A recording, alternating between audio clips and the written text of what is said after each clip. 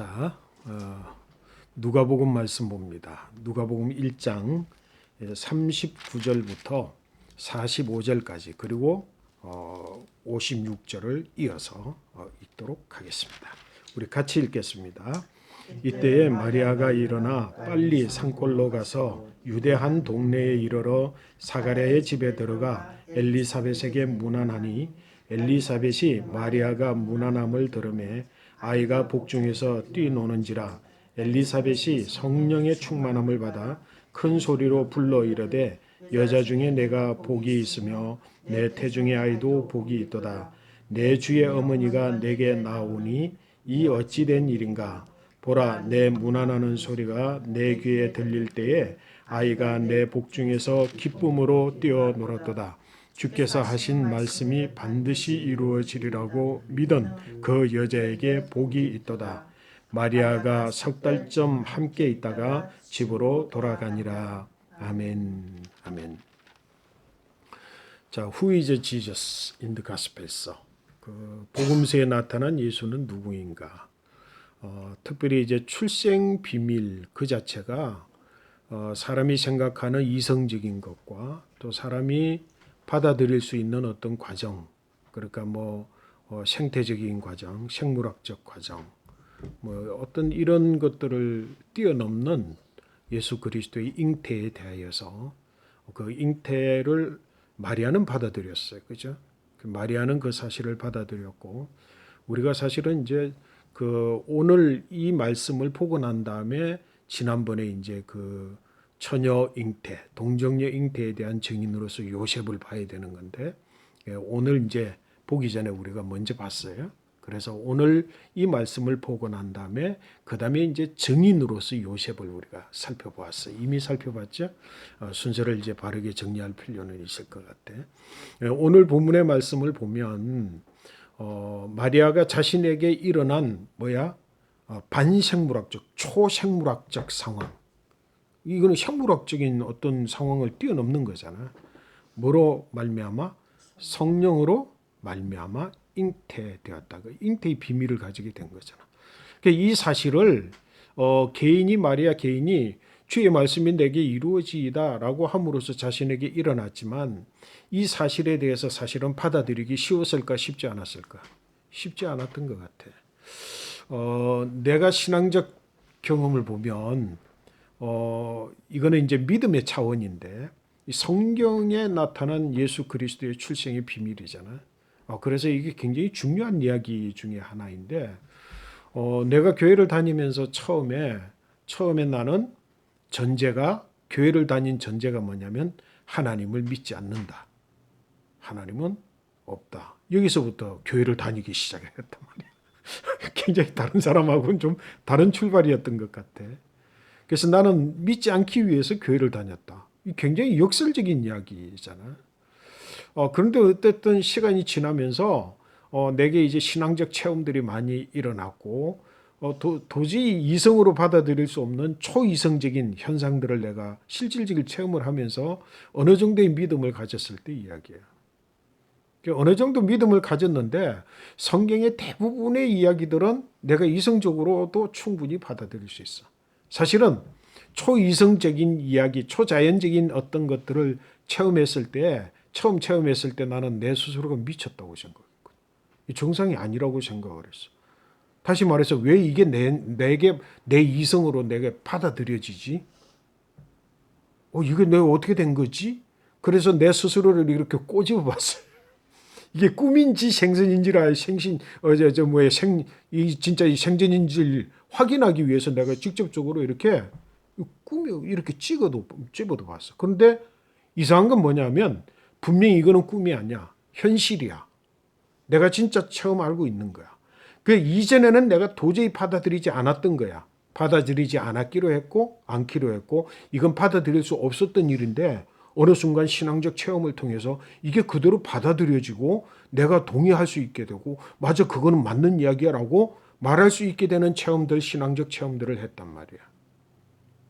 예를 들어서 한 가지 내가 어느 정도 신앙을 가졌는데 성경의 대부분의 이야기들, 기적적 초자연적인 이야기, 초생물학적인 이야기들을 내가 아멘으로 다 받아들일 수 있는데 한 가지 마지막까지 남아있던 게 있었어요. 그게 뭐냐면 아무리 생각을 해도 이거는 거짓말인 것 같아. 성경이 거짓말인 것 같아. 믿어지지가 않아. 그게 뭐였느냐면 다름이 아니라 예수님이 부활하신 이후에 제자들이 숨어서 문을 꽁꽁 걸어 잠그고 있는 그 속에 예수님이 문을 열어주지도 않았는데 짜장 제자들 가운데 나타나서 너희에게 평안이 있느냐, 너희가 평안하라 이렇게 이야기하는 거야. 이거는 내가 도저히 믿기지지 않아. 왜? 그런 일이 이 세상에 일어나나?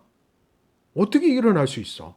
그래서 제자들이 그거를 귀신으로 알아본 것처럼 나도 그 귀신 아니면 그건 가능하지 않은 거라고 생각을 했는데 어느 순간에 그것이 내게 믿어지는 거야. 야, 전제가 있는 거지. 전제. 사람은 항상 전제를 물어야 된다는 거지. 그 믿음에도 전제를 반드시 물어야 돼. 내가 왜 그것이 갑자기 안 믿어지던 것, 모세의 성경의 모든 것들이 다 믿어지면서도 그건 도저히 믿을 수 없는 것, 그게 내가 갇혀 있었던 그 믿음의 경계, 믿지 못하는 그 경계, 믿음의 시작의 경계, 믿지 못하는 마지막 경계, 그 경계가 뭐야? 이 세상은 시간과 공간의 제한을 받고 물질은 절대로 시간과 공간을 초월하지 못한다는 내 이성 속에 내 생각이 딱 있는 거야. 그러니까 뭐야? 어떻게 사람이라면, 온전한 사람이라면 이 벽을 뚫고 이렇게 사람이 이동할 수 있어? 이건 도저히 있을 수 없는 일이지. 근데 그 전제가 딱 깨어지니까 그건 가능해. 그게 뭐지? 전제가 예수님이라면, 하나님이라면이라는 거지.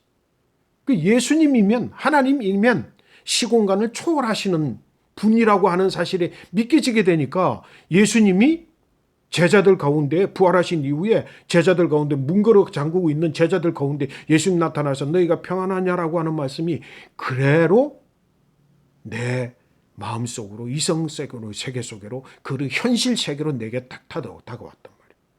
그러니까 내가 미쳤나? 나는 미치지 않고 정상적인 거지. 이게 받아들여지는 거야. 이게 뭐라고? 믿음의 경계라고 하는 거죠. 사실은 마리아는 그 믿음의 경계를 이미 내가 처녀가 잉태할 거다 그럴 때 그 경계를 넘어서긴 넘어섰어. 근데 인간이라고 하는 건 뭐지? 무언가를 확증하고자 하는 마음이 욕심이 있는 거지. 근데 천사가 너는 처녀로 동정녀로서 너가 성령으로 잉태될 것이다 라고 해서 실질적으로 몸의 변화가 일어나게 될 때에 마리아도 믿음으로 고백해서 주의 말씀이 내게 이루어지이다 라고 해서 잉태되었지만 인간이 확정하고자 하는 마음에 있을까 없을까? 그런 마음이 있는데 그 천사자 동정녀 탄생 잉태를 고지한 천사가 말해주기를 뭐냐면 뭐라고? 저기 사가랴와 엘리사벳, 특별히 엘리사벳도 6개월 전에 임신할 수 없는, 잉태할 수 없는 상황인데 하나님의 은혜를 입어서 그도 잉태했다라고 하는 사실을 딱 들으면서 그거는 확인해야 되겠어? 확인하지 않아야 되겠어? 내게 일어난 일이 또 다른 애에게도 일어날 수 있네? 내가 그게 믿어졌는데 시공간을 초월해서 예수님이 딱 이제 현장에 나타나서 제자들에게 내가 평안하냐라고 하는 걸 나는 믿는데 세상의 모든 사람들은 다 믿지 않는데 믿는 사람이 또 있대. 그럼 확정해보고 싶은 마음이 있을까 없을까? 당연히 마리아에게도 그 마음이 있지. 그래서 오늘 본문의 말씀해 보니까 이때에 39절 뭐라고 이야기했어? 이때에 마리아가 일어나 빨리 산골로 가서 유대 한 동네에 이르니 마리아는 어디에 있느냐면 지금 나사렛 동네에 사는 사람이야. 요셉도 그렇고 마리아도 나사렛 동네에 사는 사람이야. 근데 여기에 뭐라고 이야기를 했어? 유대의 한 동네에 이르렀어. 그 사가랴와 엘리사벳은 사가랴는 누구라고? 그 해의 대제사장이야. 예루살렘에 있어야지. 그러니까 예루살렘 근처의 한 동네에 사가랴와 엘리사벳이 살고 있는데 거기에 살고 있는 엘리사벳을 찾아가는 거지. 야, 내게 일어난 이 일이 내게 일어날 수 없는 초생물학적이고 초이성적인 이 일이 누구에게도 일어났다고 하는데 라고 해서 그가 달려가는데 뭐라고? 성경의 말씀해 보니까 나사렛 동네에서 유대까지는 엄청나게 먼 길이지. 근데 마리아가 뭐라고? 빨리 달려간다. 일어나 빨리 산골로 가서 유대 한 동네에 이르러서 누구 집에? 사가랴 집에 들어가 엘리사벳에 들어가서, 여러분 이미 이해하고 있는 것처럼 사가랴는 지금 어떤 상태야? 지금 6개월이 지났어. 엘리사벳이 세례 요한을 잉태하고 나서 6개월이 지났어. 무슨 지금 그 집안의 형편은 지금 어떤 형편이야? 사가랴가 천사의 말을 아들 달라고 그렇게, 그래 내가 아들 줄게, 그러니까 무슨 소리냐고, 나도 나이가 많고 내 아내 엘리사벳도 이미 경수가 끊겼는데 무슨 소리냐고, 너는 안 믿었기 때문에 뭐가 된다고? 아기가 이 세상에 출산되기까지 너는 벙어리가 될 거다 그래가지고 지금 뭐야? 사가랴는 벙어리가 돼 있어. 엘리사벳은 잉태해서 6개월이 됐어. 그 상황 속에 있는 그곳에 뭐라고? 마리아가 찾아가서 이제 그 친척이야 사실은. 그래서 이 세례 요한과 예수님은 친척이야, 친척. 들어갔어. 사가랴의 집에 들어가 엘리사벳에게 문안을 했어. 마리아가 문안을 했어. 근데 어떤 일이 일어났어? 41절 말씀. 뭐라고 일어났죠? 엘리사벳이 마리아가 문안함을 들으매 아기가 복중에서 뛰어노는지라. 미동함이 있는 거지. 아기가 막 뛰는 거야. 복중에 있는 아기가 막 뛰어라. 막 반응을 하는 거지. 누구의 소리를 듣고? 마리아의 소리를 듣고 복중에 있는 아기가 6개월 된 아기, 잉태된 지 6개월 된 이 요한이 막 복중에서 뛰어노는. 그리고는 뭐라고 이야기를 해? 성경에 맞아요. 엘리사벳은 뭐야? 성령의 충만함을 받아. 사실은 신약 성경이 시작되어지면서 아직까지도 성령이 뭔지에 대해서 아무도 몰라. 그지? 성령의 역사가 누구에게도 나타나지 않아. 그런데 뭐야?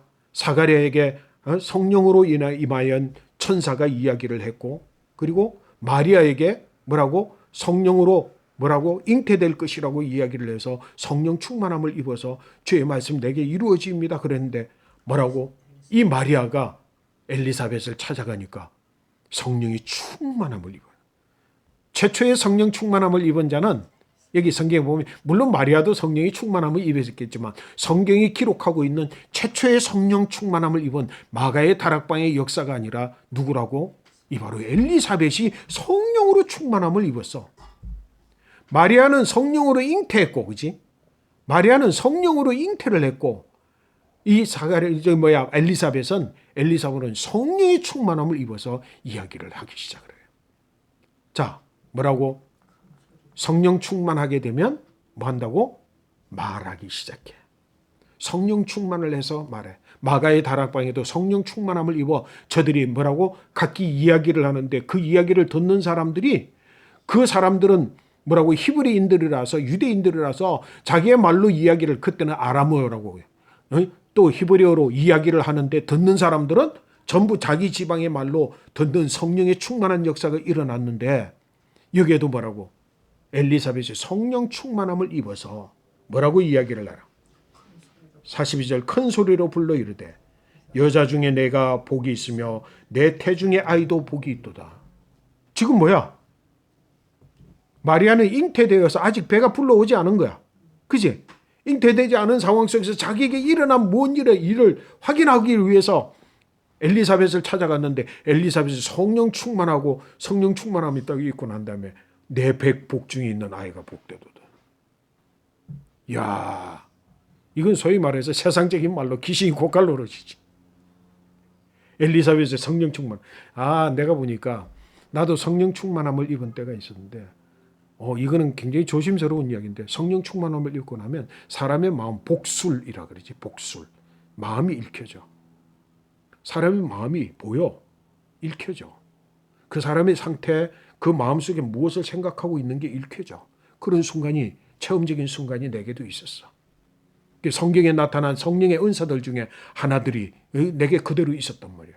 이 성령 충만함을 입으면 그 속에 복술, 이렇게 눈이 떠여지는 거야. 저 사람의 상태와 심령과 생물학적인 것, 심리적인 것, 모든 것들을, 영적인 것들을 읽어낼 수 있는 그 능력이 생겨지는데, 성령 충만함을 이 엘리사벳이 듣고는 내 복중에 있는 아이가 복되도다. 아니 지금 이야기하지도 않았는데 알지도 못하는데 그 생명의 잉태됨을 알 뿐만 아니라 그 잉태된 생명이 누구인지 무엇인지에 대하여서 누가 말하는 거야? 엘리사벳이. 이 엘리사벳이 이성적인 활동일까? 엘리사벳의 소식을 들어서 뭐 이야기를 들어서 종합적으로 생각을 해봐서 아 그래 네가 임신을 했구나 이렇게 이야기했을까? 아니야. 성령 충만함을 입어서 한 이야기야. 뭐라고 이야기했어? 큰 소리로 불러 여자 중에 내가 복이 있으며 내 태중에 아이도 복이 있도다. 이건 누가 한 말이야? 누가 누구에게 한 말이야? 천사장 가브리엘이 마리아에게 내가 여자 중에 복이 있도다 이렇게 이야기한 말을 지금 똑같은 말을 하는 거야. 누가? 엘리사벳이. 뭘 받아서? 성령의 충만함을 받아서 똑같이 이야기를 하는 거지. 내가 복이 있다. 여자 중에 복이 있다. 그리고 내 태중에 있는 아이도 복이 있도다.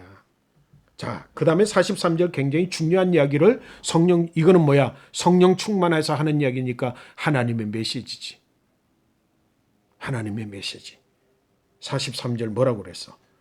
내 주의 어머니가 내게 나오니 이 어찌 된 일인가? 태중에 있는 아이를 뭐라고 고백해? 내 주, 나의 주님으로 고백해. 여러분 이게 가능해? 뭐지? 주님은 누군데? 나의 주인이야. 그치? 아직 태어나지도 않았는데 여러분들 봐. 여러분보다 나이 많은 사람을 주님이라고 고백할 수는 있지만 그냥 주인으로 고백하죠. 주인이라고 한다면 주인으로 고백할 수 있지만 갓난 아기를 향해서 주인으로 고백하는 내가 종이 아닌 이상은 가능하지 않지. 그런데 엘리사벳은 태중에 있는 아기 예수, 태중에 잉태되어진 그 잉태되어진 씨, 뭐 어떻게 잉태되어졌다고? 성령으로 잉태되어진 예수, 그를 뭐라고 고백해? 내 주님이라고 고백해. 그래서 마리아는 내 주의 어머니라고 고백해. 내 주님의 어머니. 이건 굉장히 깊은 신학적 의미가 숨겨져 있어. 예수님께서 나중에 뭐라고 그러는 줄 알아? 유대인들에게. 다윗의 노래를 이야기하면서 구약시대 때의 다윗이 아브라함이 왜냐면은 뭐냐면 오실 메시아는 아브라함의 후손이다 이렇게 이야기를 하면서 이야기를 할 때 예수님께서 뭐라고? 그 다윗이 시편에서 노래할 때에 아직 태어나지도 않은 자를 그 태어나지도 않은 자가 누구냐면 예수님 자신이야. 아직 태어나지도 않은 자를 뭐라고? 다윗이 내 주여라고 고백하였는데 어째서 내가 다윗의 후손이냐. 예수님 그 말씀이에요. 이게 뭐냐면 신학적인 의미로 선제성이라. 선제해 있는 거. 예수님이 이미 다윗보다도 먼저 계시는 분인데 그 후손으로 왔을 뿐이야. 그 예수님의 존재는 뭐라고? 다윗 이전부터 계셨던 존재야. 드러나 보이는 게 다윗의 후손으로 나타나 보인 것뿐인데 사람들은 뭐라고? 너는 다윗의 후손이라고 말한다면 그건 안 맞는 말이지. 뭐라고? 다윗이 예수 그리스도의 후손인 거지 사실은. 그래서 많은 사람들이 유대인들이 다윗의 후손으로 오시는 이요 라고 말하지만 예수님께서 말하기를 뭐라고? 그 다윗조차도 아직 오지 않은 나를 내 주여라고 말했는데 라고 하시는 말씀이야. 지금 엘리사벳이 지금 그 이야기를 하는데 엘리사벳이 뭐라고? 지각을 통해서 인식을 통해서 엘리사벳의 어떤 실력을 통해서 지금까지 알고 있는 구약의 지식을 통해서 한 이야기야? No. 뭐야? 성령이 충만하여 성령의 말하게 하심을 따라 말하는 거야. 신앙적 체험 가운데 이런 것도 있지. 아빠도 체험한 적이 있어. 그걸 예언이라고 그래. 성령 충만함을 입어서 예언을 해. 난 말하는데 내가 말하는 게 아니라 성령께서 하게 하시는 말씀을 던져놓으면 그 던져놓는 말씀들이 후에 일어날 하나님의 역사들을 미리 예언해서 예언하시는 말씀이에요. 여러분 그걸 지금 뭐라고요? 누가? 엘리사벳이 내 주의 어머니께서 내게 오시는데 이게 어찌된 일이냐? 사실은 지금 촌수를 따지자면 마리아가 밑에 촌이야. 마리아가 밑에 촌이야. 엘리사벳이 위에요. 그래서 뭐라고? 어떻게 해서 내 주 어린아이 이제 처녀인 마리아가 내게 찾아오십니까? 이와 같은 이야기를 지금 누가 이야기하게 하는 거예요? 성령의 충만함을 입어 하게 하였다라는 거예요. 그러면서 44절 뭐래요? 보라, 내 문안하는 소리가 내 귀에 들릴 때에 아기가 내 복중에서 기쁨으로 뛰어노는도다. 이 말은 무슨 말이야? 이미 뱃속에 있는 요한이 뱃속에 있는 예수를 알아보고 뛰어놀았다는 거야. 그러면서 잘 봐. 마리아에게 확정적인 이야기를 해줘. 마리아는 지금 내게 일어난 일이 도저히 있을 수 있는 일인가?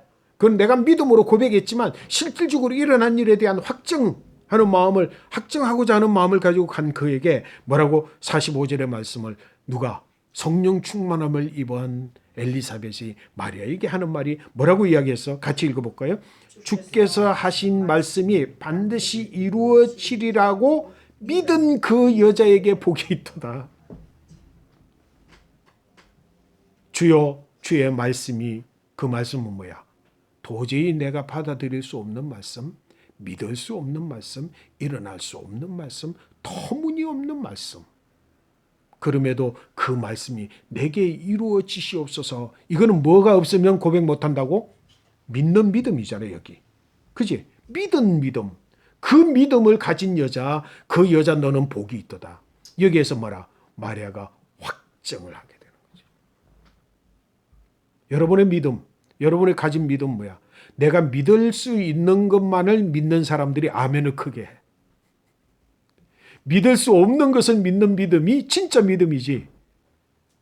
그러니까 믿을 수 있는 믿음이 내게 들 때는 사람들은 아멘 큰 소리를 하면서 은혜 받았다 그래. 그런데 믿을 수 없는 이야기를 믿는 여자 마리아, 믿을 수 없는 이야기를 여러분 받아들일 때 아멘 할 때는 진짜 믿는 믿음이기보다는 마치 뭐라고? 그냥 훈련되어서 아멘, 그리고는 내게 일어날 일이라고 안 믿어. 근데 여기 뭐라고? 주의 말씀이, 주의 하신 말씀은 반드시 이루어질 겁니다 라는 것을 믿음으로 고백하여 그것을 믿은 이 여자 누구? 마리아는 참으로 복되도다. 누가 하신 말씀이야? 하나님이 누구에게? 마리아에게. 너는 복된 여자이다. 그 말씀을 비로소 마리아가 확정을 가지게 되므로 자신에게 일어난 뭐라고? 초생물학적, 초이성적, 초과학적 자신의 사건을 자기에게 일어난 하나님의 역사로 받아들이게 되는 그런 믿음을 분명하게 가지게 된 엘리사벳이 뭐라고? 하나님의 성령의 충만함을 받아 그 정인된 역사가 있었어. 마리아는 거기에서 얼마쯤 있었다고? 마지막 읽은 말씀에 보니까 마리아가 석 달쯤 거기에 함께 있으면서 집으로 돌아갔어. 그러니까 뭐라고? 세례 요한하고 예수님은 태어나기 전에 석 달 동안 같은 집에서 노는 거야. 이건 나중에 훌륭하게 나중에 세례 요한이 예수님을 보면서 나는 그를 몰랐지만 그가 성령의 충만함, 머리 위에 성령의 충만함이 있는 걸, 성령이 함께 있는 걸 보고 내가 그가 메시아인 것을 내가 알았다 고백하는 것과 연결되어지는 아주 중요한 사건을 성경은 기록하고 있어요. 여러분 분명히 여러분에게 일어나는 뭐라고? 초생물학적, 초이성적, 초과학적 하나님의 역사를 믿는 자가 되시기를 바라고, 이 믿는 믿음은 반드시 뭐라고? 이 엘리사벳, 성령 충만을 통한 성령 충만함을 입은 엘리사벳을 통해서 확정되어지는 것처럼 자신에게 확정되어지는 그 세계까지를 경험하면서 여러분의 신앙을 돈독히 세워가는 은혜가 있게 되시기를 간절히 축복합니다. 그런 믿음이 오늘날 우리에게 꼭 요긴한 믿음, 그 믿음인 줄로 깨달으시기를 바랍니다. 아멘.